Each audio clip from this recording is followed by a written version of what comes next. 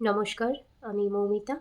আমার মৌমিতাস গল্পবৃক্ষ চ্যানেলে আপনাদেরকে স্বাগত জানিয়ে আজকে আবার ভিডিও নিয়ে চলে এসেছি। তো আজকের টপিক ছিল আগের কথা মতো যে দশমহাবিদ্যার লাস্ট রূপ। আজকেই দশমহাবিদ্যার সিরিজটি কমপ্লিট হয়ে যাবে। তো দশমহাবিদ্যার লাস্ট রূপ মা ভৈরবী সম্পর্কে আমি আজকে আলোচনা করব। তো আশা করি ভালো লাগবে, ভিডিওটি দেখতে থাকুন। দেবী ভৈরবী সম্পর্কে বলতে গেলে প্রথমেই যেটা বলতে হবে যে ভৈরবের শক্তিকেই কিন্তু ভৈরবী বলে জানা যায়।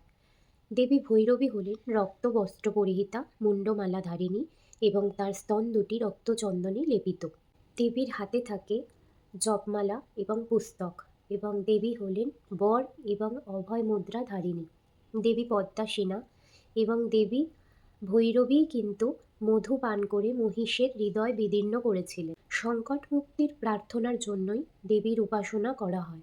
এছাড়া আগম গ্রন্থানুসারে দেবী ভৈরবীকে মনে করা হয় একাক্ষ রূপা বা প্রণব, যার থেকে সমগ্র ভুবন প্রকাশিত হচ্ছে বা সৃষ্টি হচ্ছে এবং তার মধ্যেই সমগ্র ভুবন লীন হচ্ছে। দেবী ভৈরবীর অনেক রূপ আছে, যেমন সিদ্ধি ভৈরবী, ভুবনেশ্বরী ভৈরবী, চৈতন্য ভৈরবী, নিত্যা ভৈরবী, কলেশী ভৈরবী, রুদ্র ভৈরবী প্রভৃতি। কমলেশ্বরী ভৈরবী, কামেশ্বরী ভৈরবী, সরকুটা ভৈরবী। তো আজকে এটুকুই।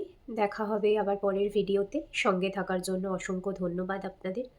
আজকে দশমহাবিদ্যার যে 10টি রূপ, সেই 10টি রূপের বর্ণনা কমপ্লিট হলো। দশমহাবিদ্যার সিরিজটি শেষ হলো। তো যারা ভিডিওগুলো দেখেননি তারা দয়া করে ভিডিওগুলো দেখবেন, দেখে কমেন্টে জানাবেন কেমন লাগলো। এবং পরবর্তী যখন আমি এই লং টপিকের ওপর ভিডিও বানাবো, সেই ভিডিওর আপডেট আমি শর্টসের মাধ্যমে দিয়ে দেব।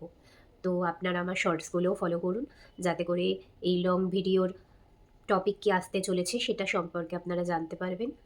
তো ভিডিওটি ভালো লেগে থাকলে চ্যানেলটিকে সাবস্ক্রাইব করুন, ভিডিওটি লাইক করুন, শেয়ার করুন, নিজে দেখুন, অন্যদেরকে দেখান। তো আজকে এটুকুই, আসি তাহলে।